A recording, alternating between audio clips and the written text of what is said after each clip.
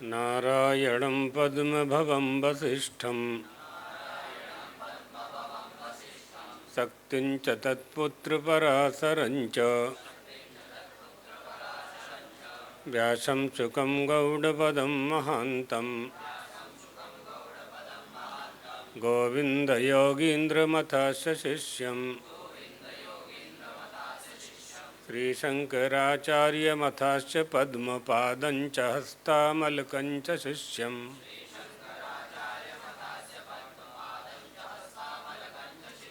तं तोटकं वार्तिककारमन्यानस्मद्गुरून् सन्ततमानतोऽस्मि।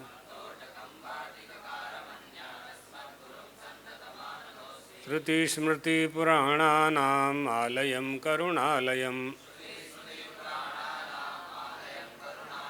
नमामि भगवत्पादं शङ्करं लोकशङ्करम् शङ्करं शङ्कराचार्यं केशवं बादरायणं सूत्रभाष्यकृतौ वन्दे भगवन्तौ पुनः पुनः। सच्चिदानन्दरूपाय विश्वोत्पत्त्यादिहेतवे तापत्रयविनाशाय श्रीकृष्णाय वयं नमः। द्वारकाधीश भगवान की, जगदम्बा महारानी की, सद्गुरुदेव भगवान की। हर हर महा। कौन सा श्लोक है?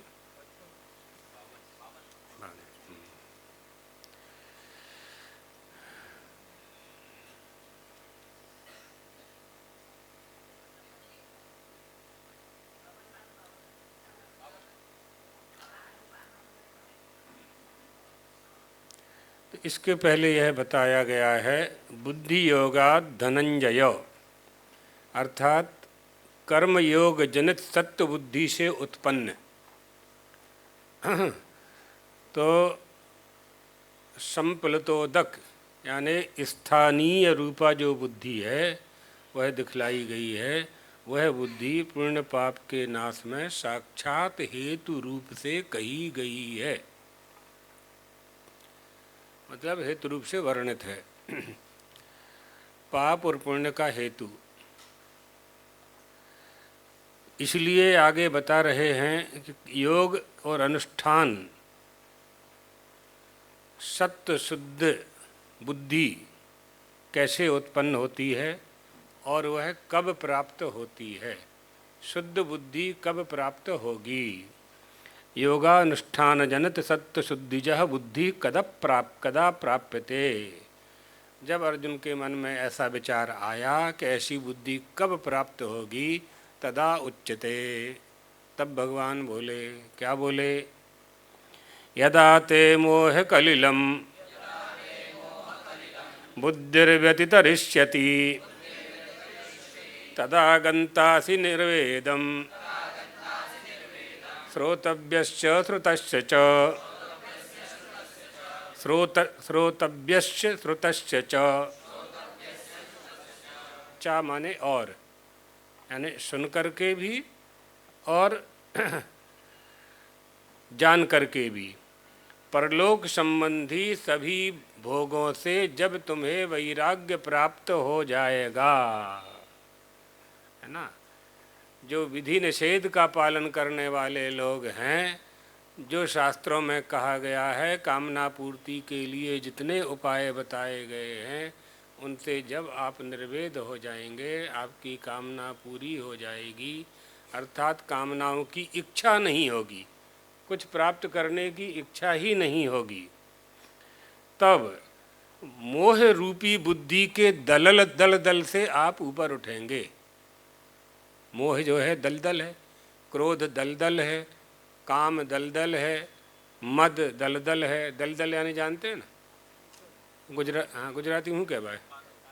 कादू, हाँ, कीचड़। कीचड़, पानी और मिट्टी मिल जाते हैं और पैर में लिपट जाते हैं। तो कीचड़ से तो मोह का दलदल, अब इसमें फंस गए। अगर वो दलदल बहुत गहरा है और आपके पैर 1-2 फुट उसमें चले गए तो आप अपने आप उसे निकाल नहीं पाते। फिर कोई ना कोई आधार चाहिए आपको पकड़ने के लिए, कुछ चाहिए, किनारा चाहिए, पत्थर चाहिए, लकड़ी चाहिए, तो उसके बल पर ही आप उस दलदल में से निकल पाएंगे। तो जब तक मोह रूपी दलदल में आप फंसे रहेंगे तब तक शुद्ध बुद्धि आपको कहाँ से प्राप्त होगी। अब यहाँ दोनों बात होगी। दूसरी बात यह होगी कि शुद्ध बुद्धि प्राप्त हो तो दलदल से मुक्त हों, और दलदल से मुक्त हों तो ऐसी बुद्धि प्राप्त करें कि दलदल में फंसे ही ना, है ना। इसलिए धर्मशास्त्र और गुरु की आवश्यकता पड़ती है। स्पष्ट कर रहे हैं आगे, उस समय सुने जाने वाले और सुनने में आने वाले इस लोक और परलोक, यानी यह मूत्रार्थ फल भोग विराग, इस लोक और परलोक के समस्त भोगों का त्याग। यहाँ इस लोक में हमारा जन्म हुआ है, मृत्यु लोक में हमारा जन्म हुआ है, तो मृत्यु लोक में भी हमें ऐसे काम करना है कि लोग हमारी निंदा न करें, यश की प्राप्ति हो हमें, हम सत्कर्म करें। कोई हमारी प्रशंसा करे और चाहे न करे, लेकिन हमें सत्कर्म ही करना है। तो और इस लोक में रह कर के परलोक का निर्माण करना है। लोक परलोक दोनों का निर्माण करने के लिए ही तो मनुष्य का शरीर प्राप्त हुआ है।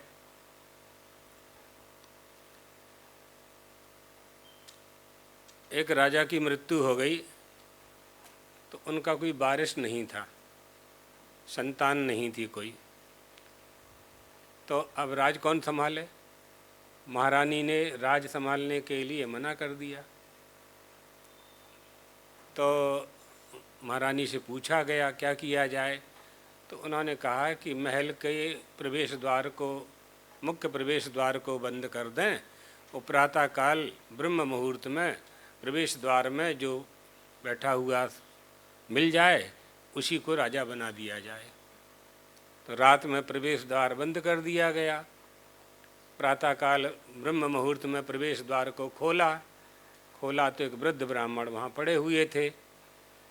तो पहले लोगों के मकानों के बाहर ओटा होते थे, दरवाजे के बाहर लोगों को बैठने के लिए, रात में भिक्षुकों को सोने के लिए, परिक्रमावासियों को सोने के लिए, ऐसा लोग बना देते थे ताकि आश्रय मिले। तो राजा के महल के बाहर भी बहुत बड़ा ओटा था, उसी पर सो रहा था महल दरवाजे के बाहर। उसको उठाया गया, ब्राह्मण को उठा करके अंदर ले गए। अंदर ले जा कर के उसको स्नान कराया गया, इत्र लगाया गया, चंदन लगाया गया, अच्छे अच्छे कपड़े पहना दिए उसे। तो उसने कहा कि क्या हो रहा है मेरे साथ। तो कहा कि आपको राजा बनाया जा रहा है। अरे भाई मैं राजा क्यों बनूंगा, महारानी का आदेश है, यहाँ क्यों नहीं चलता है, राजा आज्ञा में क्यों नहीं चलता, विधि में क्यों नहीं चलता। आप पूछ रही थी ना गायत्री मंत्र क्यों नहीं करना चाहिए जाप, विधि में क्वेश्चन नहीं, पालन करो बस। और आप ऐसा करते हो, आप अन्यत्र व्यवहार में भी पालन करते हो, माता पिता की बात को, गुरु की बात को। आपका जो टीचर है कोचिंग वाला है जो पढ़ाता है, वो पढ़ के आप चले आते हो। नहीं समझ में आता तो आप पूछते हो उससे, लेकिन जब समझ में आ जाता है तो फिर आगे क्वेश्चन नहीं करते, पढ़ के चले आते हैं। इसी तरह से यहाँ विधि है, महारानी ने आदेश दे दिया या नहीं दे दिया, तो उसको अच्छा राजकीय वेशभूषा धारण कराई गई, कोट ओट धारण करा दिया, पीताम्बर पहना दिया, सिंहासन पर बैठा दिया। महारानी ने आकर के मुकुट पहना दिया और सेनापति और आर्मी ने आकर के उनको सलामी दी और राजकाज का संचालन करने लगे। तो उन्होंने महामंत्री से पूछा, वृद्ध ब्राह्मण ने, कि मेरा अधिकार क्या है और मुझे कितने दिन के लिए राजा बनाया जा रहा है। तो महामंत्री ने कहा कि 5 साल के लिए बनाया जा रहा है। कुछ लोग समझ गए होंगे। 5 साल के लिए बनाया जा रहा है। 5 साल बाद क्या होगा? 5 साल बाद नदी के उस तरफ जो गहन जंगल है, घनघोर रिजर्व फॉरेस्ट, उस जंगल में आपको छोड़ दिया जाएगा। वहाँ तो हिंसक पशु हैं। बोले हाँ हैं, छोड़ दिया जाएगा। 5 साल तक मेरा क्या अधिकार है, जो आप आदेश करें उसका पालन पूरा मंत्रिमंडल करेगा और प्रजा भी करेगी। ठीक है, बुद्धिमान था। सो राजकाज शुरू कर दिया उसने। पहले वर्ष में उसने आदेश दिया कि नदी पर पुल बनाया जाए। उस तरफ छोड़ा जाना है उसको, तो नदी पर पुल बनाया गया। दूसरे वर्ष उसने आदेश दिया कि उस तरफ का आधा जंगल काट दिया जाए, आधा जंगल समतल कर दिया गया। तीसरे वर्ष आदेश दिया जैसा नगर यहाँ है वैसे ही नगर का निर्माण वहाँ कर दिया जाए। कर दिया। आदेश का पालन तो करना ही पड़ेगा। चौथे वर्ष उसने आदेश दिया जैसा मेरा महल यहाँ है, मंत्रिमंडल है, सभा है, ये सब वहाँ निर्माण की जाए। महल का निर्माण कर दिया गया। 5 वर्ष हो गए। 5वें वर्ष उसने प्रजा को बुलाया, मंत्रिमंडल को बुलाया, महारानी को बुलाया और पुरोहित को बुलाया और पूछा कि मेरे 5 वर्ष पूरे हो गए, अब मैं जाऊं उस पार कि इसी पार रहूं। तो मंत्रियों ने कहा महाराज आपने दोनों जगह एक सही कर लिया है, चाहे आप यहाँ रहो चाहे वहाँ रहो, एक ही बात है। तो ये जो लोक मिला है मृत्यु लोक, वो इस पार है। इस मृत्यु लोक से हमें उस पार यानी परलोक का निर्माण करना है, जैसे राजा ने किया। बुद्धि से, कैसी बुद्धि से उसने काम किया। इस लोक में रह करके नदी के उस तरफ परलोक का निर्माण किया। तो यहाँ मृत्यु लोक में रह करके हमें ऐसे काम कर लेना है कि स्वर्ग की प्राप्ति हो जाए, हमारे इष्ट देवता के लोक की प्राप्ति हो जाए, ब्रह्मलोक की प्राप्ति हो, विष्णु लोक की प्राप्ति हो, कैलाश की प्राप्ति हो, और उत्तरोत्तर हम वृद्धि करते जाएं तो लोकालोक से परे नित्य शुद्ध बुद्ध मुक्त स्वभाव परमात्मा के ही चरणों में हमारी गति हो। कोई लोक के भी ऊपर, लोकों के ऊपर भी वही ब्रह्म है, उसी को ब्रह्म कहते हैं। वो सबका साक्षी है, वो ब्रह्मा विष्णु महेश का भी साक्षी है। बहुत से लोग ब्रह्मा को ही ब्रह्म समझ लेते हैं, है ना। अभी उसमें विस्तार में नहीं जाते हैं, इतना ही समझ लें कि वो जो नित्य शुद्ध बुद्ध मुक्त स्वभाव ब्रह्म है, वो जो आत्मा है, वो सबका साक्षी है। वो देवताओं का भी साक्षी है, लोकों का भी साक्षी है। इसलिए त्रैलोक्य कहते हैं ना। त्रैलोक्य क्यों कहते हैं? तीनों लोकों के कारण तो कहते हैं। और गीता जी के प्रथम पहले ही मंगलाचरण में ही भगवत पादाद शंकराचार्य जी ने अपने भाष्य को प्रारंभ करते हुए कहा, सप्त दीपा च मेदिनी। मेदिनी माने धरती। तो ये सब लोकालोक, अंड ब्रह्मांड पिंड, सबका वर्णन सृष्टि क्रम में आप सुन चुके हैं। तो यदाते मोह कलिलम यानी विवेकी विज्ञान को कलुषित करके अंतःकरण विषयों में प्रवृत्त किया जाता है, यही कलल है, यही कीचड़ है। मोहात्मक अविवेक कालिमा से उल्लंघन कर जाएगी वह बुद्धि, जब तेरी बुद्धि बिल्कुल शुद्ध हो जाएगी। तेरी बुद्धि मोह कलिल को छोड़ देगी, पंक को छोड़ देगी। निरस्त दुस्तर्क कलंक पंक नमामि तम शंकर मर्चितांग्रम। भगवत पादाद शंकर के संबंध में कहा जाता है, जिन्होंने समस्त पंक कलंक को धो दिया। 72 मतों का खंडन करके भगवत पादाद शंकराचार्य ने और उनकी दीवाल को धराशायी कर दिया और अद्वैत मत का बहुत बड़ा किला खड़ा कर दिया। जिस समय उनका अवतार हुआ था उस समय सनातन धर्म अंधकार की गुफाओं में समाहित हो चुका था। तब भगवत पादाद शंकर ने अवतार लेकर के सनातन धर्म, हिंदू धर्म की रक्षा की। आज जो कुछ भी हिंदू धर्म में दिखाई पड़ रहा है, सनातन धर्म में दिखाई पड़ रहा है, वो भगवत पादाद शंकराचार्य के द्वारा पुनः स्थापित है। भगवत पादाद शंकराचार्य जी ने वेदों और शास्त्रों से इतर हट करके कुछ नहीं किया। जो प्राचीन वेदोक्त शास्त्रोक्त परंपरा थी उसी का आश्रय लेकर के हम लोगों के लिए सनातन धर्म का वास्तविक स्वरूप का उपदेश दे करके चतुष्पीठ की उन्होंने स्थापना की। ये बात है, ये मोह है, मोह कलिल। ये बड़ा कीचड़ होती है ना, तो उसमें बड़ा मुश्किल होता है। अब कीचड़ से कीचड़ साफ होगी नहीं। अज्ञान की कीचड़, अविद्या की कीचड़ में फंस गए तो ज्ञान चाहिए, विद्या चाहिए। कीचड़ से कीचड़ को कैसे धोएंगे आप? कीचड़ को धोने के लिए शुद्ध जल चाहिए, वही शुद्ध जल ज्ञान है, वही ज्ञान है, वो ज्ञान चाहिए।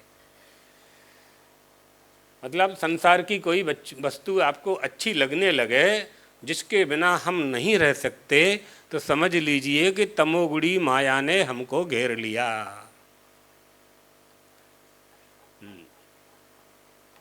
घेर लिया हमको। या 3 तरह की माया होती है ना, सत्वगुणी माया, रजोगुणी माया, तमोगुणी माया। तीनों ही ठीक नहीं है।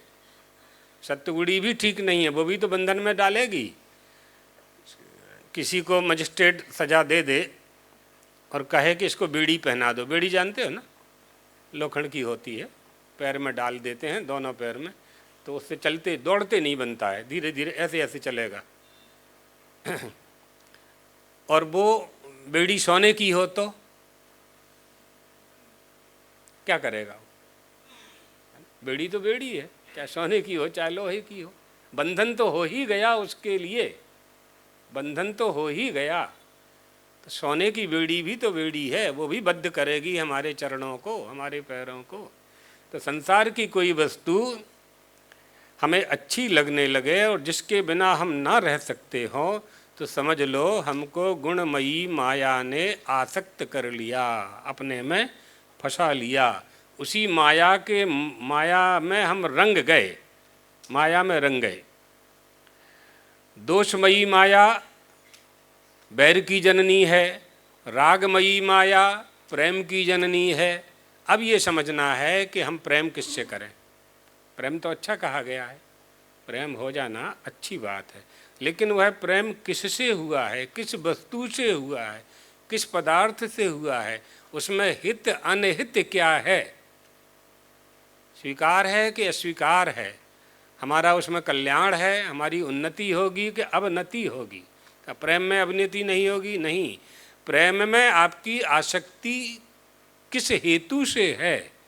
जिस प्रेम में स्वार्थ है तो निश्चित है कि अवनति ही होगी।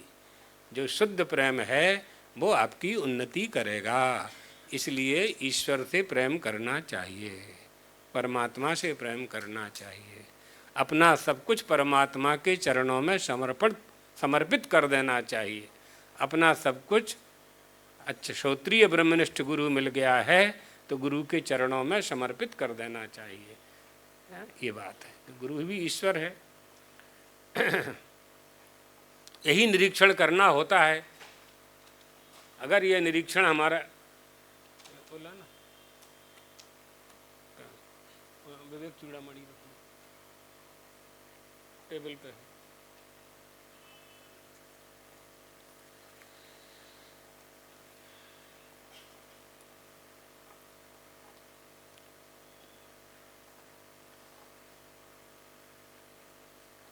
सत्वगुणी माया, रजोगुणी माया और तमोगुणी माया, हनुमान जी को तीनों ने घेरा था। सत्वगुणी माया था मैनाक पर्वत, रजोगुणी माया थी सुरसा और तमोगुणी माया थी लंकनी। तीनों ने घेरा, तीनों पर विजय प्राप्त की, तब उन्हें ब्रह्म विद्या स्वरूपिणी सीता माता प्राप्त हुई। तो माया का आ गया तो हमें याद आ गया तो हम सुना देते हैं। माया का स्वरूप क्या है ना? माया का जो स्वरूप है, अविद्या का जो स्वरूप है, वो समझना चाहिए अपने को। भगवत पादाद्य शंकर ने अपने विवेक चूड़ामणि नाम के ग्रंथ में माया के विषय में कहा है कि अव्यक्त नामनी परमेश शक्ति रणाद्य विद्या त्रिगुणात्मिका परा कार्यानुमेया सुदयैव माया यया जगत सर्वमिदं प्रसूयते। जिसके कारण जगत की सृष्टि होती है वो माया, उसे समझना चाहिए। अव्यक्त नामनी परमेश शक्ति, जो भगवान की शक्ति है, ईश्वर की शक्ति है, अनादि है और अविद्या, तीन अविद्या वाली है, तीन गुणों वाली है, बुद्धिमानों के द्वारा अनुमान करने योग्य है, जिससे यह सारा जगत उत्पन्न होता है। कार्यानुमेया, कार्यानुमेया शुद्धयैव माया, केवल कार्य के द्वारा ही जिसका अनुमान होता है। माया कहीं दिखाई नहीं पड़ती है, माया कहीं दृष्टव्य नहीं है, आपको दिखाई नहीं पड़ेगी, लेकिन उस कार्य के द्वारा उसे जाना जाएगा, कार्य के द्वारा उसे जाना जाएगा। प्रत्यक्ष रूप से उपलब्ध न होने के कारण उसे अव्यक्त कहा गया। अव्यक्त नामनी परमेश शक्ति, ईश्वर की शक्ति है और अव्यक्त है, दिखाई नहीं पड़ती है, होते है तो लेकिन सामने नहीं है। परब्रह्म परमात्मा की शक्ति जिसका चिंतन न किया जा सके, ऐसी अद्भुत शक्ति है जिसका कोई आदि नहीं है, जिसका कोई अनादि नहीं है, जिसकी सत्ता ना हो, उसे अविद्या कहते हैं। जिसे ढूंढने पर जो ना मिले उसे अविद्या कहते हैं। सत्वगुण रजोगुण तमोगुण जिसका स्वरूप है, ऐसी वो त्रिगुणात्मिका है, ऐसी वो त्रिगुणात्मिका है। हिरण्यगर्भ आदि जो उसके कार्य हैं उन सबसे वह उत्कृष्ट है, इसलिए सबकी कारण रूपा है, इसलिए कह दिया कार्यानुमेया, कार्यानुमेया। क्योंकि उसका रूप आदि न होने के कारण वो प्रत्यक्ष गोचर नहीं है, दिखाई नहीं पड़ती। शब्द आदि के द्वारा जैसे आकाश आदि का ज्ञान होता है, उसी प्रकार कार्य और लिंग के द्वारा वह माया अनुमेय है, जानी जाती है। ब्रह्म स्वयं सृष्टि करते नहीं हैं, तो माया की आवश्यकता उनको पड़ती है। माया का आश्रय लेकर के ही सारी सृष्टि की रचना परमात्मा करता है। क्योंकि अगर परमात्मा सीधे सीधे सृष्टि करेगा तो कोई भी व्यक्ति या कोई भी देवता कोई कार्य करेगा तो कार्य करने में तो विकार आएगा ही। और परमात्मा तो बिल्कुल शुद्ध है, नित्य शुद्ध है, उसमें कोई विकार होता नहीं है। ये दूध होगा तभी ना दही बनेगा, वहाँ दूध की आवश्यकता ही नहीं है। दही बनेगा तो मक्खन बनेगा, मक्खन बनेगा तो घी बनेगा, छाछ बनेगा, ये सब परिणाम हो रहा है ना। तो परमात्मा में तो ये सब है नहीं है।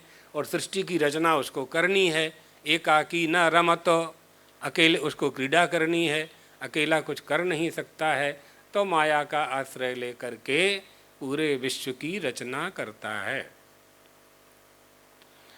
ईश्वर का ईक्षण और संकल्प करना काम है। इसलिए सुष्ट बुद्धि वाले जो श्रुति के ज्ञाता हैं, उनके द्वारा यह कार्यानुमेय है। कार्य के द्वारा कारण का अनुमान होता है। वृक्ष रूपी कार्य को देख करके कारण रूपी बीज का मनुष्य अनुमान किया करता है। ये माया का कार्य है, इस कार्य के द्वारा अनुमान होता है। तो माया का कार्य क्या है? सृष्टि, संसार का निर्माण करना, उससे उसका अनुमान होता है, इसलिए कार्यानुमेय कह दिया है। इसी माया के द्वारा संपूर्ण जगत उत्पन्न होता है, अविद्या और माया। तो सन्नाप्य सन्नाप्य उभयात्मिकानो, भिन्नाप्य भिन्नाप्य उभयात्मिकानो, संगाप्य नंगाप्य उभयात्मिकानो, महदद्भुता निर्वचनीय माया। अनिर्वचनीय है माया, कहा नहीं जा सकता कि सत है कि असत है, कुछ इसके संबंध में कहा नहीं जा सकता। सत्वा सत्वाभ्याम निर्भक्त अनर्य अविचारित रमणीया अघटत घटना पटीयसी माया। जो घटना कभी नहीं घट सकती है, उस घटना को घटित कर देने वाली शक्ति को माया कहते हैं। वो ईश्वर की माया है। वह माया न सत है, न असत है, न सदसत है, न उभय है, न भिन्न है, न अभिन्न है, न भिन्ना भिन्न है, न अंग सहत है, न अंग रहत है, न उभयात्मिका है, किंतु अत्यंत अद्भुत अनर्वचनीय रूपा कही जाती है। क्या बात कह दी जा रही है यहाँ? थोड़ा सा समझ में नहीं आएगा तो 2-3 बार में समझ में आएगा, और जिन्होंने विवेक चूड़ामणि पढ़ी है उनको समझ में आ जाएगा। तो यहाँ क्या कहना चाह रहे हैं कि सत पदार्थ जो है वो त्रिकाला बाधित है और सत परमात्मा का स्वरूप है, और अगर उस परमात्मा कुछ करता है तो उसमें विकृति आएगी, विकार आएगा, क्रिया आएगी। क्रिया में तो विकार होता है, बिना क्रिया के सृष्टि का निर्माण हो नहीं सकता है। और परमात्मा अक्रिय है, अशब्द है, मस्पर्श है ना। ईशावास्यमिदं सर्वम, पूरे विश्व, पूरा जगत ही ईश से आच्छादित है, आच्छादित है। निर्माण कौन कर रहा है, ये बात आ रही है। तो निर्माण करने के लिए माया की आवश्यकता है। अनर्थ और जो अनर्थ होता है, जो झूठ होता है, वो बाधित होता है। माया असत है। क्या प्रमाण है? श्वेतास्वर प्रमाण है। प्रारब्ध की समाप्ति होने पर विश्व रूप माया की निवृत्ति हो जाती है। माया से छुटकारा नहीं पा सकते? का बिल्कुल पा सकते हैं, पाने वाले पा लेंगे।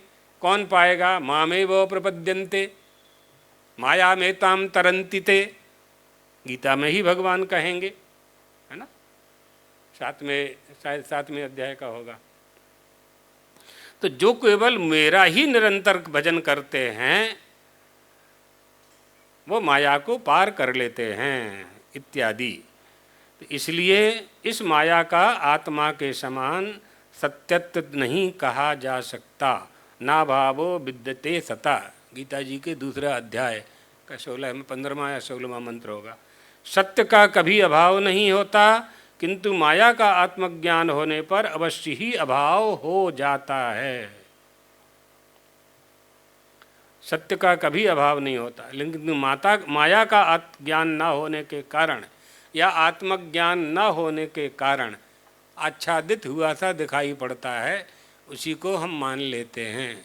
जैसे कोहरा सूर्य को, बादल सूर्य को ढक देता है, तो लोग कहते हैं सूर्य बदरी से ढक गया, है ना। ऐसा कहते हैं लोग कि सूर्य बादल से ढक गया। सावन भादों में बादल आते हैं, सूर्य भगवान दिखाई नहीं पड़ते। अगर सूर्य बदरी से ढक जाएगा तो आप किसके प्रकाश में देख करके कह रहे हैं कि सूर्य बदरी से ढक गया, है ना। और अगर प्रकाश है और आप देख रहे हैं तो ढका कहाँ? कहाँ ढका? ढक्कन कहाँ लगा? यही बात है। इसी अज्ञान को दूर करने के लिए ज्ञान चाहिए। तो यह माया शब्द ब्रह्म से न भिन्न है, न अभिन्न है, न उभयात्मिका है। ब्रह्म से अत्यंत भिन्न मानने पर अद्वैत बोधक श्रुतियों का विरोध हो जाएगा। इसलिए लोक में भी शक्ति और शक्तिमान का अत्यंत भेद नहीं माना जाता। यदि ब्रह्म से अभिन्न मानेंगे तो उसका बाध नहीं हो सकेगा। बाध सामानाधिकरण होता है ना। अतः माया भिन्ना भिन्न उभयात्मिका भी नहीं है। इसी प्रकार अनादि होने के कारण वह सांगा यानी अवयव युक्त नहीं है, अंग नहीं है उसका, क्योंकि इसका जन्म ही नहीं हुआ। जिसका जन्म होता है उसके अंग होते हैं, जिसका जन्म होता है उसके अवयव होते हैं, जिसका जन्म होता है उसकी आकृति होती है।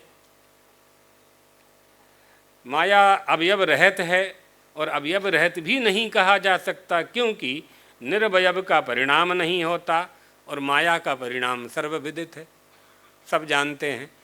कहा नहीं जा सकता, जिसे कहा नहीं जा सकता उसी को अनिर्वचनीय कहते हैं। गुड़ कितना मीठा है, गुड़ में कितनी मधुरता छे, खाने वाला बता देगा। लेकिन जो बोल नहीं सकता है, जो गूंगा है जन्म से, उसको गुड़ खिला दो, गुड़ खा तो लेगा, लेकिन वो बताएगा कितना मीठा है, वो नहीं बता पाएगा। इसी को अनिर्वचनीय जैसा कहते हैं। इसका निर्वचन नहीं हो सकता। अवयव रहित होने के कारण उसका निर्वचन भी नहीं हो सकता। यह अनिर्वचनीय रूपा आश्चर्य रूपा है। ये माया ब्रह्म ज्ञान से नष्ट हो जाती है। ऐसा नहीं है कि माया को पकड़े रहना है या माया आपको पकड़े रहेगी। आप बंधन से मुक्त होते हैं, रोग का बंधन आता है उससे आप मुक्त होते हैं, कई तरह के बंधनों से व्यवहार में आप मुक्त हो जाते हैं। इसी तरह से यह परमार्थ पारमार्थिक बंधन है जो हमें बिल्कुल प्रपंच में ही जकड़े रहता है। इससे मुक्त होने का भी उपाय खोजना चाहिए। और उपाय इसका यह है कि शुद्ध ब्रह्म के ज्ञान से, जैसे रस्सी के ज्ञान से सांप का भ्रम नष्ट हो जाता है। रज्जुम दृष्ट्वा कश्चित् बिभेति, रस्सी को देख करके कोई भयभीत होता है। अन्यः कश्चित् तं बोधयति, नायं सर्पः रज्जुरियम् इदं वाक्यं श्रुत्वा तस्य भयम् अपैति। यह वाक्य सुन करके उसका भय चला जाता है कि ये सांप नहीं है, रज्जू है। इसी तरह से ज्ञान से, सत्संग के द्वारा, ग्रंथों के द्वारा, गुरु के कृपा के द्वारा, गुरु के द्वारा प्राप्त ज्ञान की किरण के द्वारा हम इस अज्ञान को नष्ट कर लेते हैं, अविद्या को भी नष्ट कर लेते हैं और माया को भी नष्ट कर लेते हैं। यही ज्ञान का वास्तविक फल है। हमने बताया था ना कि प्रत्येक वस्तु का फल होता है। जिन जिन वस्तुओं का फल होता है, तो ज्ञान का फल क्या है? ज्ञान का फल है कि माया से मुक्त होना है। ज्ञान का फल है अविद्या से मुक्त होना है। ज्ञान का फल है संसार के प्रपंच से उपरम हो जाना है। ज्ञान का फल है सम, मन का निग्रह करना है, इंद्रियों का निग्रह करना है, इंद्रियों को वश में करना है, दुखों को सहन करना है, गुरु और वेदांत के वाक्यों में श्रद्धा स्थापित करनी है और चित्त की एकाग्रता करनी है। यही तो सठ संपत्ति से सिद्ध होगा, ज्ञान से सिद्ध होगा। जब ज्ञान हमें हो जाएगा तो ज्ञान से संबंधित जितनी भी सब संपत्तियां हैं सब अपने आप हमारे पास चली आती हैं, है ना। पलंग का एक पाया अपनी तरफ खींचो आप तो चारों पाया अपने आप आपकी तरफ खींचे हुए चले आते हैं।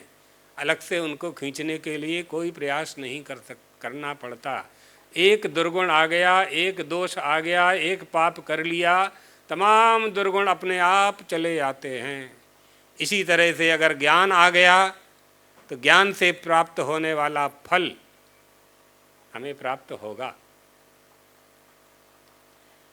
यही बात तो आ रही थी अर्जुन के धर्म पालन में। इसी के लिए तो गीता जी है ना, मोह को दूर करना। मोहग्रस्त अर्जुन को गीता के उपदेश से उनको युद्ध करने के लिए, जिस काम के लिए वो आए थे उसके लिए नियुक्त करना भगवान का काम था।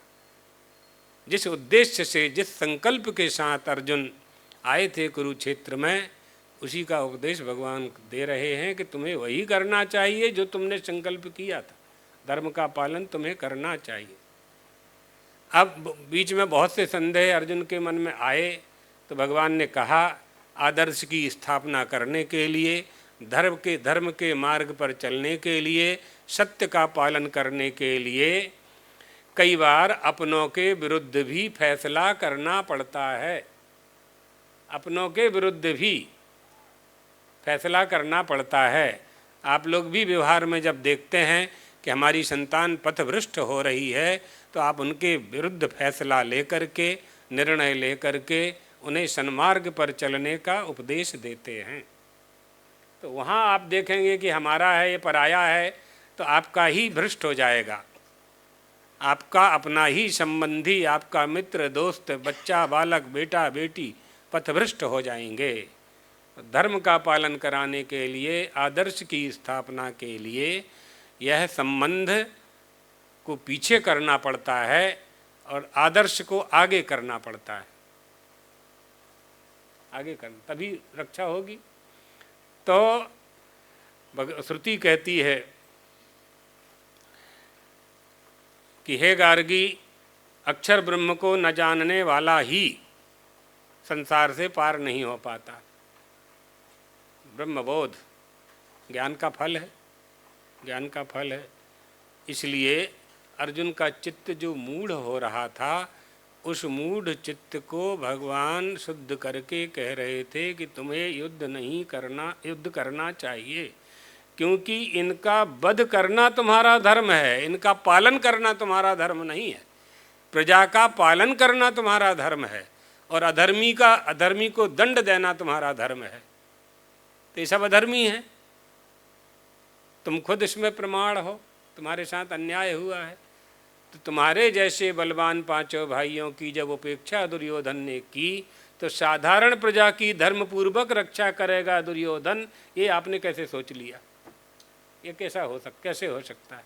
10,000 हाथियों का बल जिस भीमसेन में है, उस भीमसेन के सभा में बैठे रहते हुए, भीष्म पितामह के सभा में बैठे हुए दुर्योधन दुस्शासन ने तुम्हारी पत्नी का अपमान किया। इनसे तुम धर्म के पालन की कामना करते हो। इसलिए उठाओ गांडीव, ये सब अधर्मी हैं, तुम इनका वध नहीं करोगे।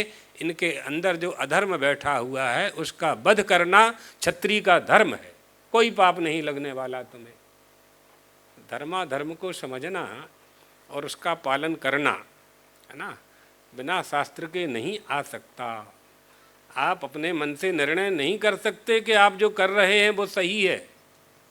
आप जो कर रहे हैं और आप जो कह रहे हैं, आप जो खा रहे हैं, वो सही है कि नहीं है। मांस खाने वाले तो कहते हैं कि मांस खाना ही सही है, शास्त्र पढ़ने वाला जानेगा कि नहीं, किसी की हत्या करके किसी का मांस, जीवित का प्राणी का तो मांस खाया नहीं जा सकता, मरने के बाद, मारने के बाद ही खाओगे। तो किसी की हत्या करना वेदों का आदेश है, शास्त्रों का आदेश है, मा हिंस्यात् सर्वभूतानि, किसी को नहीं मारना चाहिए। चींटी को, हमारे यहाँ तो चींटी के मारे जाने पर प्रायश्चित्त होता है। पिपीलिकायाम मृते सति प्रायश्चित्तम कुर्माः वयम हिंदवाः। हम सब हिंदू धर्म का पालन करने वाले हैं, हमारे पैरों से चींटी मर जाती है तो हम प्रायश्चित्त करते हैं। तो मांस खाना ये जो लोग नहीं खाते वो प्रशंसा के पात्र हैं, धर्म का पालन कर रहे हैं। जो खाते हैं उनको छोड़ देना चाहिए। आत्यांतिक रोग की निवृत्ति जैसे हम करते हैं, इसी तरह से अज्ञान की निवृत्ति करनी चाहिए। बीमारी आ जाती है तो डॉक्टर के पास जाते हैं ना, शोक मोह हो गया, जाइए गुरु रूपी डॉक्टर के पास। तृष्णा आ गई, लोभ आ गया, अधर्म की वृत्ति बन गई, तो गुरु के पास जाइए, गुरु बताएगा कि नहीं बेटा ऐसा नहीं करना चाहिए। आप कहेंगे क्यों नहीं करना चाहिए, तो वो बताएगा कि क्यों नहीं करना चाहिए, परिणाम बताएगा, परिणाम की ओर देखना चाहिए हमें। तो इसलिए तभी तो अर्जुन ने कहा था शिष्यस्ते हम साधिमाम त्वाम प्रपन्नम, मैं आपका शिष्य हूँ, बताइए मुझे क्या करना चाहिए और क्या नहीं करना चाहिए। दुर्योधन आदि ने इतने कई तरह के गलत काम किए थे, उनको दंड देना आवश्यक था। पांडवों के राजसूय यज्ञ के समय सम्राट पद पर आ चुके थे पांडव, दुर्योधन आदि को दंड देना जरूरी था, लेकिन युधिष्ठिर ने उस समय दया की। भीष्म पितामह धर्म के ज्ञाता थे, सभी ने समझाया भी, विदुर जी ने भी समझाया था दुर्योधन को। भगवान श्री कृष्ण की बात जब नहीं मानी तो दुनिया की तो बात ही क्या है, तो दंड देना आवश्यक हो गया था। यही कलल है, यही कीचड़ है, इसी कीचड़ में, इसी दलदल में फंस गए हैं। दलदल से निकलने का उपाय कौन बताएगा, कहाँ से आएगा?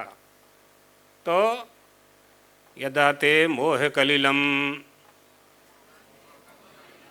हो गया ना ये।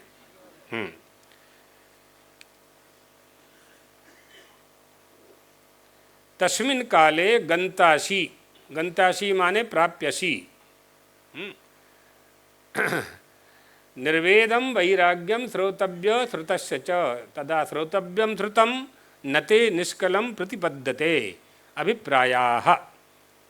सुनने योग्य सुने और वैराग्य को प्राप्त हो जाएगा जब तेरे लिए सुनने योग्य सुने हुए सारे विषय निष्फल हो जाएंगे। यह अभिप्राय है। जो कुछ तुमने श्रवण किया है और उस श्रवण में ज्ञान नहीं है, ज्ञान का फल तुम्हें प्राप्त नहीं होगा और वह सब श्रवण निष्फल हो जाएगा जो कुछ सुना है। क्या कहना चाह रहे हैं?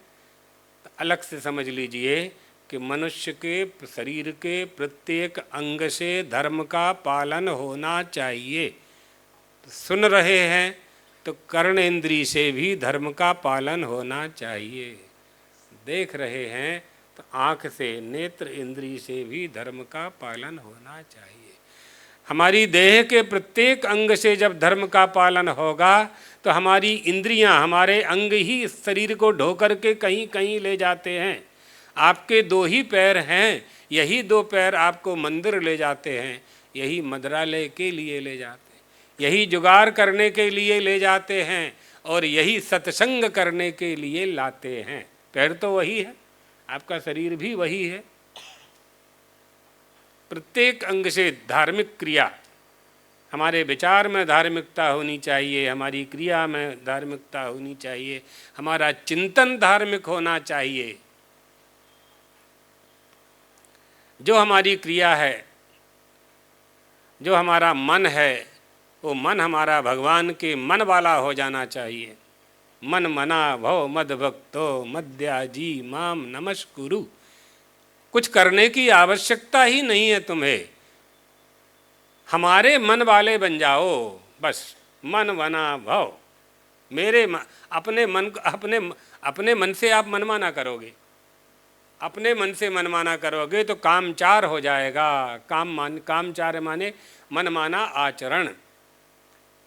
अपने मन से मनमाना बोलोगे तो कामवाद का दोष लगेगा। कामवाद माने मनमाना बोलना, यानी कुछ भी बोलना, कुछ भी बोलना नहीं चलेगा, दोष लगता है। अनुद्वेगकरम वाक्यम सत्यम प्रिय हितंच यत्।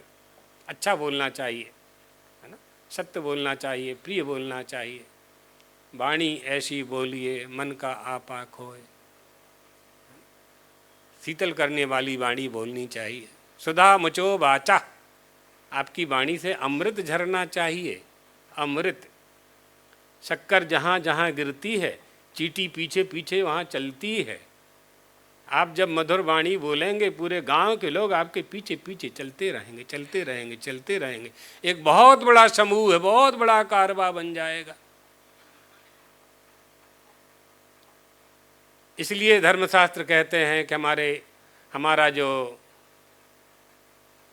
हमारा जो संचालक है, मन का जो संचालक है और हमारी देह का जो संचालक है, और व्यवहार में ले लें तो हमारा जो नेता है वो धार्मिक होना चाहिए। धार्मिक नेता के पीछे चलने वाले लोग भी अपने आप धार्मिक हो जाते हैं। धार्मिक पिता के पीछे पीछे चारों बेटा धार्मिक हो जाते हैं। बेटा बेटी में धर्म का प्रवेश हो जाता। बड़ों का अनुकरण करना, मनुष्य अनुकरणशील प्राणी है, अनुकरण करना उसको आता है। तो हमारे आचरण का अनुकरण कब होगा, हमारे आचरण का अनुकरण प्रजा कब करेगी? जब हमारी क्रिया में धर्म होगा तभी ना। बाकी दुर्गुण जो हम में होंगे उनका आचरण करने की आवश्यकता नहीं है किसी को, क्योंकि दुर्गुणों की ओर तो मनुष्य का मन अपने आप जाता है। अहमदाबाद में कहीं ऐसा कॉलेज नहीं है जहाँ सिगरेट पीना सिखाया जाता हो फीस लेकर कि तुम्हें 5,000 जमा करो, तुम्हें सिगरेट कैसे पीना चाहिए हम सिखाएंगे। कहीं ऐसा कॉलेज स्कूल नहीं, अपने आप सीख लेते हैं। आचरण का अनुकरण, तो आचरण हमारा खूब अच्छा होना चाहिए, यानी बड़ों का। जब बड़ों का आचरण अच्छा होगा तो छोटे उनके साथ साथ अच्छा ही करेंगे, अच्छा ही सोचेंगे, अच्छा ही खाएंगे। पिताजी जिस रेस्टोरेंट में जाएंगे भोजन करने के लिए, उसी में तो 5 साल का उनका बालक जाएगा उंगली पकड़ करके। एक तो जाना नहीं है, रेस्टोरेंट में जाना नहीं है, हमारी दृष्टि से तो जाना ही नहीं चाहिए। जो भोजन करना है घर में ही करो। लेकिन बहुत से लोग कहते हैं कि हमारी गाड़ी नहीं चलती है, नहीं चलती है तो फिर शुद्ध अशुद्धि का तो विचार कर ही सकते हैं, करना ही चाहिए। खोजना पड़ेगा आपको कहाँ शाकाहारी मिलता है, कहाँ बनाने वाले शुद्धता से बनाते हैं, है ना, ये सब खोजना पड़ेगा। बड़ा मुश्किल है आजकल। हमारे सनातन धर्म हिंदू धर्म को भ्रष्ट करने के लिए कई उपाय किए जा रहे हैं। हिंदुओं को छल के साथ, हमारे यहाँ तो आचार विचार है ना, भोजन में भी विचार है, हमारे यहाँ भोजन में भी आचार विचार है, रहने में भी आचार विचार है, बोलने में भी। हमारी प्रत्येक क्रिया धर्म से संयुक्त है। उसी को भ्रष्ट करने चले हैं कि लोग प्रमादी हो रहे हैं, आलस्य आ रहा है, समय का अभाव है, बना बनाया भोजन देंगे। हम ऐसे लोगों से बनाएं जिन लोगों का भोजन हिंदू पसंद नहीं करता। ऐसे विधर्मियों से भोजन बनवा करके, और जहाँ जहाँ लोग खाने के लिए जाते हैं वहाँ परोसते हैं, वो लोग वहाँ परोसते हैं। हमारे जड़ में ही जहर घोला जा रहा है, विधर्मियों के द्वारा हमारे जड़ में ही जहर घोला जा रहा है। तो वृक्ष की जड़ में जब जहर डालेंगे तो फल में भी जहर का रस तो आना ही है। इसलिए बहुत सावधान होने की आवश्यकता है हिंदुओं को, हिंदू धर्मावलंबियों को। हिंदुओं के धर्म पालन में कट्टरता आनी चाहिए। हम अपने धर्म में बिल्कुल स्वधर्मस्य परित्यागः परधर्मस्य चाक्रियः, हम अपने धर्म का त्याग नहीं कर सकते, स्वधर्म का त्याग नहीं कर सकते, चाहे कुछ भी हो जाए। शिक्षा लेनी चाहिए। दीवाल में 2 बालकों को चुनवा दिया था, है ना, इतिहास पढ़ा है ना आपने, आप लोगों ने, अपने बच्चों को, लेकिन धर्म त्याग नहीं किया, धर्म नहीं छोड़ा। महाराणा प्रताप जी ने घास की रोटी खाई, है ना, धर्म त्याग नहीं किया। रंतिदेव राजा 40-50 दिन तक भूखे रहे, लेकिन धर्म त्याग नहीं किया उन्होंने। ये हमारी परंपरा रही। इस परंपरा को यदि हम छोड़ देंगे तो थोड़े से सुख के लिए, तात्कालिक सुख के लिए हम अपनी परंपरा का त्याग यदि करेंगे तो हमारा ही नुकसान होगा, हमारी संस्कृति का नुकसान होगा, हमारे संस्कारों का नुकसान होगा। जो हमारी रीढ़ की हड्डी है, हमारा मूलाधार है, हमारी भारतीय संस्कृति का मूलाधार क्या है? वेद। वेदों में क्या है? विधि निषेध, ये करो ये मत करो, ये खाओ ये मत खाओ। तो भोजन में ही हमें भ्रष्ट किया जा रहा है। अब इसमें बड़ा विचार है, संक्षेप में बता देते हैं कि जो भोजन आप लोग करते हैं, हम लोग करते हैं, उस भोजन के 3 विभाग होते हैं। 3 विभाग होते हैं। स्थूल भाग तो विष्ठा बन करके निकल जाता है, उसका जो मध्यम भाग है उससे रस, रक्त, मांस, मज्जा, अस्थि, शुक्रादि का निर्माण होता है, और जो सूक्ष्म भाग है उससे मन का निर्माण होता है। तो आप पथभ्रष्ट करने वालों की दुकानों में जाकर के भोजन करेंगे, होटलों में जाकर के खाएंगे, रेस्टोरेंटों में जाकर के खाएंगे, जहां ऐसे लोग भोजन बना रहे हैं जिनकी इच्छा ही नहीं है आपके लिए भोजन कराने की, केवल धन कमाने की इच्छा है। भोजन के माध्यम से केवल धन कमाना है, और दूसरा उद्देश्य है कि हिंदुओं को धर्म भ्रष्ट करना है। धर्म भ्रष्ट करने के लिए उनके मन में जो परमात्मा प्रवेश किया हुआ है, उनकी जो शुद्ध चित्त वृत्ति है, उस शुद्ध चित्त वृत्ति में अधर्म का प्रवेश कराना है, उसमें पाप पैदा करना है। कैसे करें? तो एक भोजन का आश्रय भी उन्होंने लिया। बहुत से षड्यंत्र चल रहे हैं तुम लोगों के खिलाफ, इसलिए खूब जागृत होने की आवश्यकता है। कैसे शासन पावें। भारत इतना बलवान हो गया है, मजबूत हो गया है, इसके ऊपर सहज में कोई शासन कर नहीं सकता है। अब तो तोड़ तोड़ के, टुकड़े टुकड़े में, खंड खंड में, अलग अलग करके, धर्म का आश्रय लेकर के, शिक्षा का आश्रय लेकर के, जनसंख्या का आश्रय लेकर के, वो जानते हैं कि हमारी संस्कृति हमारे देश का राजा बहुमत के आधार पर बनेगा, जिसके पास अधिक बहुमत होगा वही राजा होगा। बहुमत मत कौन देगा? जिसकी संख्या ज़्यादा होगी। बहुत से हिंदू तो राजनीति की बात है, पर તમારા જીવનમાં ઉપયોગી છે એટલા માટે કહું છું। घर से निकलता नहीं, तड़का छे नहीं। और उन दूसरे जो हैं राजा होना चाहते हैं, हमारे राजा को दबाना चाहते हैं, शासन नहीं करने देना चाहते भारतीयों को, हिंदुओं को, हिंदुस्तानियों को, हिंदी संस्कृति की धारणा को धारण करने वालों को, तो वो तो लाइन लगा करके वोट देते हैं, लाइन लगा करके वोट देते हैं। हमारी बात में कोई ये बात नहीं है कि किसे कहाँ जाना है, किसे कहाँ वोट देना है। हमारी बात में इतना ही उद्देश्य है कि धर्म पर चलते हुए जीवन यापन करना है। उसके लिए धर्म के स्वरूप को समझो। पहले ईस्ट इंडिया कंपनी के नाम से जिन्होंने प्रवेश किया, उन्होंने 200 साल तक हमारे ऊपर शासन किया। अब धीरे धीरे धीरे दूसरे उपायों से हमारे देश में प्रवेश करके हमारी संस्कृति को, संस्कारों को तोड़ तोड़ करके कमज़ोर करना चाहते हैं, कमज़ोर करना चाहते हैं। सावधान होने की आवश्यकता है, सीधी बात है। सचेत होना चाहिए, सावधान होना चाहिए। चलिए विषय पर आ जाएं। तो ये जो भगवान कह रहे हैं अर्जुन कि मोह रूप मलिनता को पार करने के लिए आत्म विवेक जन्य बुद्धि को प्राप्त हुआ। यहीं से ये बात प्रारंभ हुई थी। विवेकवती बुद्धि, निर्णय करने की बुद्धि हमारे पास होनी चाहिए।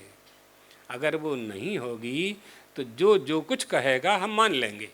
यहीं से राजनीति की बात इतनी आ गई थी। तो राजनीति में शुचिता आनी चाहिए। इसके लिए हमारा राजनेता सदाचारी होना चाहिए। ये सिद्धांत है, ये सब सिद्धांत की बातें हैं, है ना। परमात्मा श्री राम का राज्य था ना, राम राज्य बैठे त्रैलोका, हर्षित भये गए सब शोका, सब नर करहि परस्पर प्रीति, है ना। ये राम राज्य था, ये राम राज्य था, ये हिंदू राष्ट्र राम राज्य। दैहिक दैविक भौतिक तापा, राम राज्य काहू नहीं व्यापा, ये सब राम राज्य के आदर्श हैं। उन आदर्शों को धारण करने वाला ये भारत देश है। इस हमारे भारत देश में हमें हमारे धर्म के पालन की स्वतंत्रता होनी चाहिए। देश स्वतंत्र हो गया लेकिन हमें धर्म पालन की स्वतंत्रता प्राप्त नहीं हुई, वो हमें होना चाहिए, मिलनी चाहिए। सबको मिल रही है तो हमें क्यों नहीं मिलेगी? सबको मिल रही है ये स्वतंत्रता धर्म पालन की, तो हमें क्यों नहीं मिल रही है? क्योंकि हम खंड खंड में हो गए। यही बात। भगवान ने अर्जुन से पूछा, कहा यदि तुम यह पूछते हो कि मोह रूप मलिनता से पार होकर मैं आत्म विवेक जन्य बुद्धि को प्राप्त हुआ हूँ, कर्म योग के फल रूप परमार्थ योग को कब प्राप्त करूँगा? परमार्थ योग को कब प्राप्त करूँगा? परमार्थ योग माने ज्ञान, ज्ञान को कब प्राप्त करूँगा, है ना। कर्म योगजम फलम परमार्थ योगम। तो भगवान बोले, श्रुति विप्रतिपन्ना ते यदा स्थास्यति निश्चला, समाधा बचला बुद्धि तदा योगमवाप्स्यसि। अनेक साध्य साधन उनका संबंध बनाने वाली श्रुतियाँ यानी वेद, अनेक वेद हैं, शास्त्र अनेक हैं, पुराण अनेक हैं, ऋषि अनेक हैं। श्रुतियोर विभिन्ना ऋषियोर विभिन्ना नैको ऋषिर्यस्य मतम प्रमाणम, है ना। बहुत है, क्या करें क्या न करें। विप्रतिपन्न अर्थात नाना भावों को प्राप्त हुई, विक्षिप्त हुई सी मेरी बुद्धि जब समाधि में, माने चित्त का समाधान किया जाए ना, उसी को समाधि कहते हैं। हमारा चित्त जहाँ स्थिर हो जाए, बस एकाग्रता जहाँ आ जाए, समाधि में चले गए। तो वो क्या है, सब कुछ तो चंचल है, सब कुछ चंचल है, चलायमान है। चलायमान नहीं है तो कौन है, उसका नाम है आत्मा। उसको यदि हमने जान लिया, पाने की बात तो है नहीं है, हम उसी में हैं, जान नहीं पा रहे हैं, है ना, जान नहीं पा रहे हैं। और जिन्होंने जान लिया है वो मान नहीं रहे हैं। पानी में पाषाण भीगत है डूबत नहीं, ऐसे ही नर को ज्ञान जानत है मानत नहीं। जान तो लिया कि ईश्वर है, लेकिन हम मानेंगे नहीं, ईश्वर की पूजा नहीं करेंगे, हम ईश्वर की पूजा नहीं करेंगे। एक व्यक्ति ने बौद्ध धर्म स्वीकार कर लिया और कहा हम भिक्षा नहीं मांगेंगे, भिक्षु नहीं बनेंगे। तो क्यों स्वीकार किया फिर? उस धर्म के, जिस धर्म के सिद्धांत का पालन आपको नहीं करना है, उस धर्म को स्वीकार क्यों करना है आपको? ये बात है, ये सब सिद्धांत की बातें हैं। इसलिए विक्षेप रूपी चलन से, विकल्प से रहित होकर स्थिर हो जाना चाहिए। जो स्थिर हो जाएगा वो निष्ठा को पाएगा, समाधि को पाएगा। इसलिए तस्मिन् काले योगम विवेक प्रज्ञाम समाधिम प्राप्तति, विवेक जनित बुद्धि को प्राप्त कर लेगा, निष्ठा को प्राप्त कर लेगा।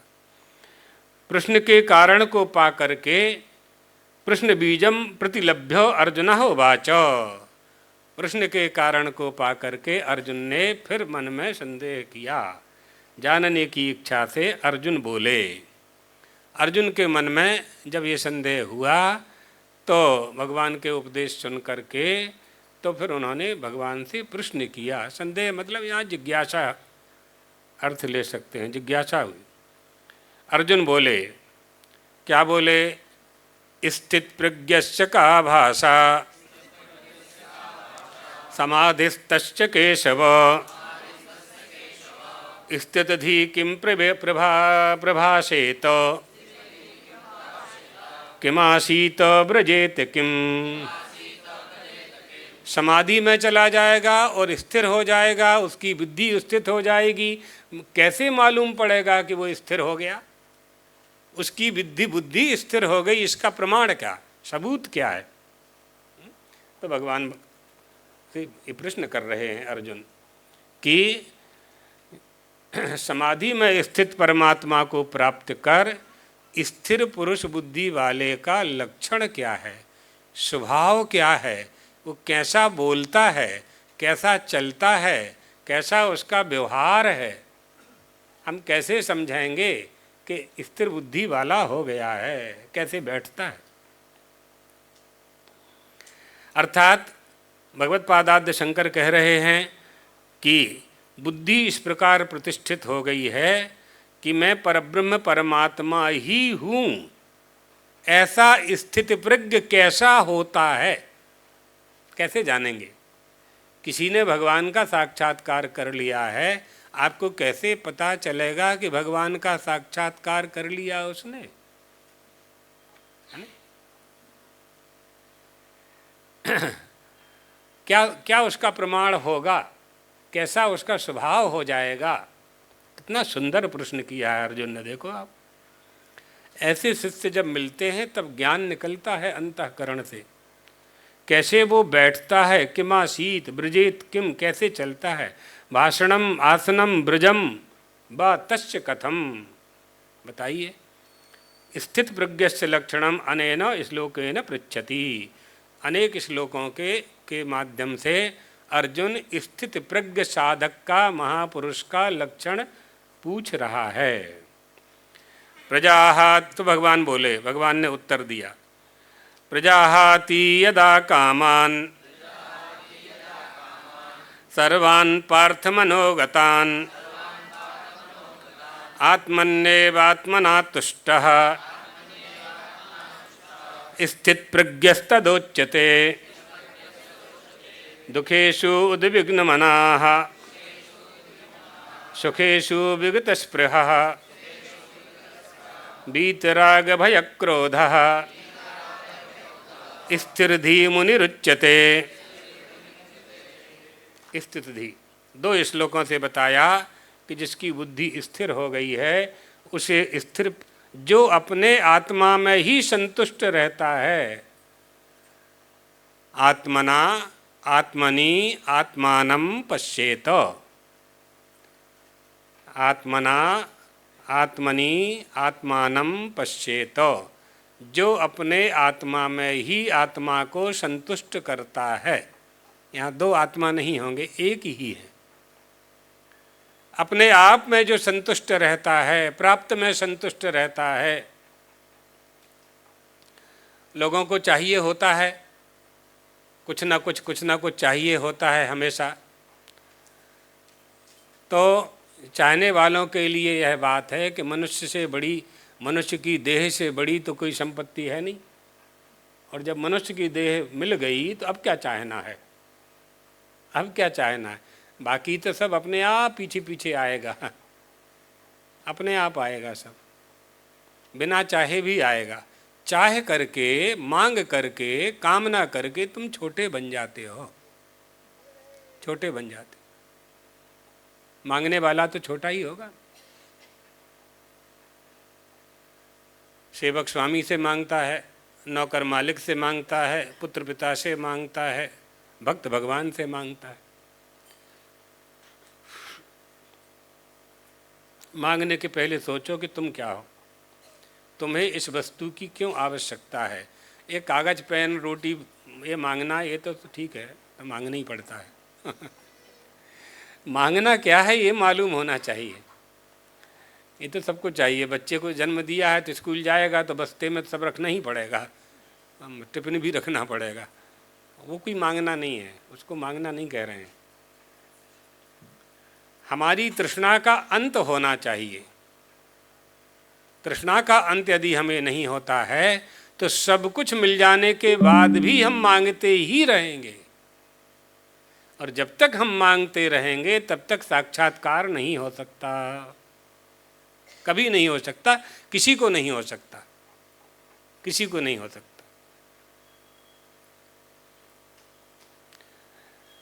विषयों के विकारों को मस्तक में से निकालना पड़ेगा।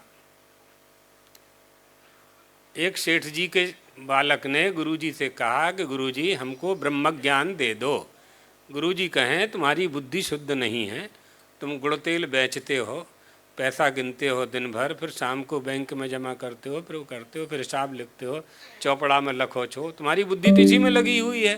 थोड़ा धीरे धीरे बुद्धि को दूर करो तो हम ज्ञान दें।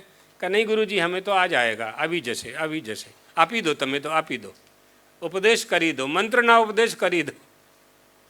गुरुजी ने कहा ठीक है, कल हम आएंगे, तुम्हारा जम्बा माटे आवीस तुम्हारे घर भोजन करने आएंगे।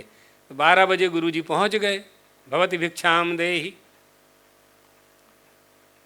तो भोजन, कई प्रकार का भोजन बनाया, खीर तस्मई देने के लिए, भिक्षा डालने के लिए आया। तो महात्मा जी के पास खप्पर था, कहा खप्पर में डाल दो। तो उसमें देखा उसमें गोबर था, छाण, खप्पर में इतना छाण था गोबर। तो उसने कहा कि महाराज इसमें तो गोबर है, खीर खराब हो जाएगी। बोले नहीं डाल दे, खराब नहीं होगी, डाल दे। नहीं गुरुजी इतनी केसर डाल के खीर बनाई है शुद्ध दूध की, तो खीर खराब हो जाएगी। गुरुजी ने कहा हमारा ज्ञान खराब नहीं होगा तेरी खोपड़ी में। दुनिया भर का प्रपंच यहाँ भर रखा है और कहता है कि ब्रह्म ज्ञान करा दो। ज्ञान की बात भी नहीं करता, सीधा ब्रह्म ज्ञान चाहिए, बिल्कुल करना कुछ ना पड़े। छोटे छोटे से सुख पाने के लिए मनुष्य बहुत प्रयास करता है, अनंत सुख चाहिए और कुछ करना ना पड़े, कैसे बात बनेगी, है ना, नहीं बन सकती। इसलिए अभिप्राय यह है कि त्यक्त पुत्र वित्तेषण लोकेषणाः, धन पुत्र धन और लोक की समस्त तृष्णाओं को त्याग कर देने वाला आत्माराम आत्मक्रीड स्थित प्रज्ञस्तदोच्यते, जिसने सर्वत त्याग कर दिया है उसी को स्थित प्रज्ञ कहा जा सकता है। सारी कामनाओं का त्याग कर देने पर तुष्टि के कारणों का जहाँ अभाव हो जाता है, सर्व काम परित्यागे तुष्टि कारणाभावात् शरीर धारण निमित्त से च सति, वही स्थित प्रज्ञ है। और वो स्थित प्रज्ञ कौन हो सकता है? जो त्यागी।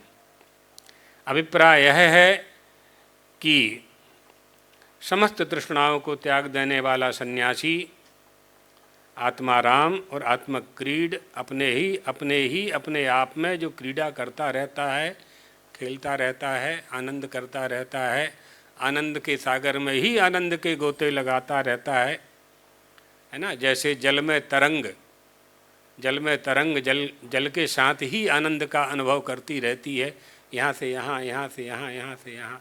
समुद्र में थपेड़े आते हैं ना, लहर चलती ही रहती है, लहर चलती ही रहती है, उसी में आनंदित हो रहा है। समुद्र भी हो रहा है, लहर भी, तरंग भी आनंदित हो रही है। दुखों की प्राप्ति होने पर जिनके मन में उद्वेग नहीं होता, और स्थित प्रज्ञ स्थिर बुद्धि वाला कौन है? दूसरा बता रहे हैं 56।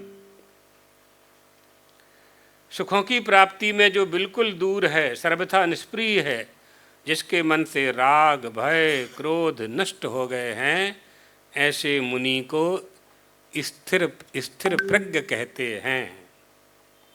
स्थिर बुद्धि वाले को स्थित प्रज्ञ कहते हैं। न उद्विग्नम न प्रक्षुभितम दुख प्राप्त मनः यस्य सः अयम अनुद्विग्न मनः। मुनि, मननात् मुनि, जो मनन करता रहता है वो मुनि। अर्थात आध्यात्मिक आदि तीनों प्रकार के दुखों के प्राप्त हो जाने पर जिसका मन उद्विग्न नहीं होता। तीन तरह के ताप होते हैं, आध्यात्मिक ताप, आदि भौतिक ताप और आदि दैविक ताप। तापत्रय विनाशाय। आध्यात्मिक ताप जो शरीर के रोग आदि होते हैं उनको आध्यात्मिक ताप कहते हैं, और आदि दैविक ताप जो देवता से, कुल देवी कुल देवता की पूजा न करने से जो कष्ट प्राप्त होता है वह आदि दैविक ताप है। और आदि भौतिक ताप जो सर्प व्याघ्र आदि से प्राप्त होता है वो आदि भौतिक ताप है। तो आध्यात्मिक ताप से भी मुक्त होना चाहिए, आदि भौतिक ताप से भी मुक्त होना चाहिए, और आदि दैविक ताप से भी जो मुक्त हुआ है वही स्थिर प्रज्ञ है। अतिवृष्टि अनावृष्टि इससे जो मुक्त है, ये सब आदि दैविक ताप हैं। अतिवृष्टि अनावृष्टि आदि इनसे भी जो मुक्त है, रोग आदि से जो मुक्त है, प्रेत आदि बाधाओं से जो मुक्त है, वो उद्विग्न नहीं होता है, वो सन्यासी कहलाता है। उसी को स्थित प्रज्ञ कहते हैं। अर्थात वही स्थिर बुद्धि वाला है। बीत राग भय क्रोधा, राग च भयंच क्रोधा च बीता विगता यस्मात् सह बीत राग भय क्रोधा, है ना, वो स्थित प्रज्ञ है। और आगे भी कहते हैं किसकी बुद्धि स्थिर है, ये भी भगवान कह रहे हैं। यह सर्वत्र नभिस्नेह तत्तत्प्राप्य शुभाशुभम नाभिनन्दति नाद्वेष्टि तस्य प्रज्ञा प्रतिष्ठिता यदा संहरते चायं कुर्मोऽङ्गानीव सर्वशः इंद्रियाणि इंद्रियार्थेभ्यः तस्य प्रज्ञा प्रतिष्ठिता। जो स्नेह रहित हुआ उस शुभ अशुभ वस्तु को प्राप्त करने वाला न प्रसन्न होता है, न द्वेष करता है, न किसी से प्रेम करता है, शुभ अशुभ कुछ भी नहीं चाहता। जीवन आदि तक में भी स्नेह रहित हो गया है। न राग है न द्वेष है। राग द्वेष के कारण ही अविद्या काम कर्म और राग द्वेष यही मनुष्य को, प्राणी को संसार के बंधन में बद्ध करते हैं। ये मनुष्य या तो किसी से राग करता है या किसी से बैर करता है, द्वेष करता है। और दोनों जो नहीं करता है वो पंडिता समदर्शिना। सर्वत्र जिसकी समबुद्धि है, सर्वत्र जिसने परमात्मा का दर्शन करने वाला स्वभाव बना लिया है, वो श्रेष्ठ है, वो पंडित है। अर्थात हर्ष विषाद से रहित हो गया है, उसकी विवेक जनित बुद्धि प्रतिष्ठित हो चुकी है। तस्य प्रज्ञा प्रतिष्ठिता। उसको स्थिर बुद्धि वाला समझना चाहिए। जब ज्ञान निष्ठा हुआ सन्यासी कछुए के समान सारे अंगों को, जैसे कछुआ भय के कारण सारे अंगों को समेट लेता है, ऊपर ऐसा औंधा तवा, रोटी बनाने वाले तवा को आप पलटा दो तो वैसा ही कछुआ दिखाई पड़ता है। अंग सारों को समेट लेता है, अंदर कर लेता है। यदा संहरते सम्यक उपसंहरते अयम ज्ञान निष्ठायाम प्रवृत्ता यति ही कूर्मः अंगानि इव सर्वशः। अर्थात जैसे कछुआ भय के कारण सब ओर से अपने अंगों को संकुचित कर लेता है, इसी तरह से संपूर्ण विषयों की ओर से अपनी इंद्रियों को जो अपने बस में कर लेता है, तस्य प्रज्ञा प्रतिष्ठिता, उसकी बुद्धि प्रतिष्ठित है। विषया विनिवर्तन्ते निराहारस्य देहिना रसवर्जम रसोप्यस्य परम दृष्ट्वा निवर्तते। इंद्रियों के द्वारा विषयों को ग्रहण न करने वाले पुरुष के भी केवल विषय तो निवृत्त हो जाते हैं, लेकिन उसमें रहने वाली आसक्ति का निवारण नहीं होता। स्थित प्रज्ञ पुरुष की तो आसक्ति भी परमात्मा का साक्षात्कार कर लेने के कारण दूर हो जाती है। इसलिए विषयों को शरीर से छोड़ देना ही पर्याप्त नहीं है। अभाव के कारण उस वस्तु की प्राप्ति नहीं है, यह पर्याप्त नहीं है। मन से भी वह वस्तु दूर होनी चाहिए। रसवर्जम विषया भी निवर्तन्ते। सह अपि रसः रंजन रूपः। रागात्मक सूक्ष्म आसक्ति भी नहीं रहनी चाहिए। मन में आसक्ति है, ऊपर से वैराग्य दिखा रहे हैं, है ना। तो परमार्थ तत्व रूप ब्रह्म का प्रत्यक्ष दर्शन होने पर वह आसक्ति निवृत्त हो जाती है और अहम एव तद, अर्थात मैं ही वह ब्रह्म हूँ, ऐसी बुद्धि हो जाती है। तो ऐसी बुद्धि होने से विषय विज्ञान निर्बीज हो जाता है, निर्बीज हो जाता है। यानी चने के दाने को कढ़ाई में भूंज देता है किसान, फिर उसमें बीज अंकुर नहीं होता। उसकी कितनी ही बवनी करे, कितना ही खातर पानी डाले, जो चना भूंज दिया है अग्नि में, उसकी अंकुरोत्पादनी शक्ति नष्ट हो जाने के कारण फिर उसमें अंकुर नहीं होता। इसी तरह से जिसकी बुद्धि स्थिर हो गई है। अभिप्राय यह है कि ज्ञान हुए बिना राग का मूलोच्छेद नहीं होता। ज्ञान के बिना मूलोच्छेद, विद्यते हृदयग्यंथि सिद्ध्यन्ते सर्व संशयाः। ज्ञान के बिना संशयों का नाश नहीं होता। इसलिए ज्ञान रूपी कुठार से संसार रूपी वृक्ष को काट दे, छेदन कर दे। यथार्थ ज्ञान रूपी बुद्धि की स्थिरता चाहने वाले पुरुष को अपनी इंद्रियों को वश में कर लेना चाहिए, क्योंकि उसको वश में न करने से दोष होता है ना। क्या दोष होता है ये आपको कल बताएंगे, ठीक है।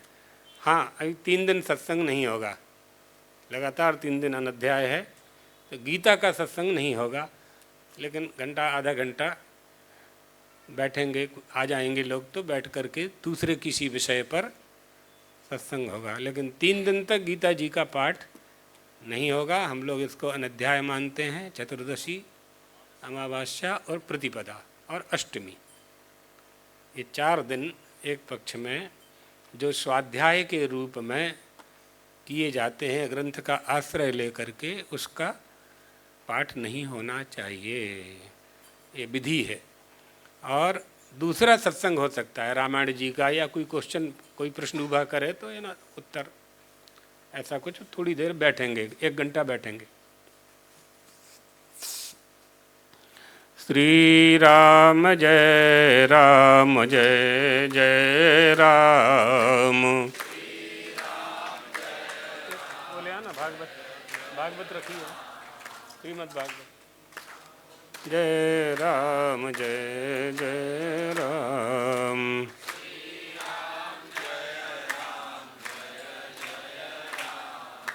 श्री राम जय राम जय जय राम।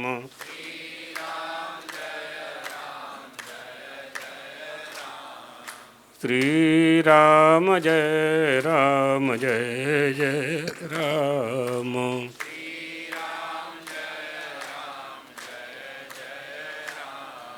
धर्म की अधर्म का प्राणियों में विश्व का, गौ माता की, द्वारकाधीश भगवान की, जगदम्बा महारानी की, सद्गुरुदेव भगवान की। हर हर महादेव। भागवत ले आना, उसको नहीं मिलेगी।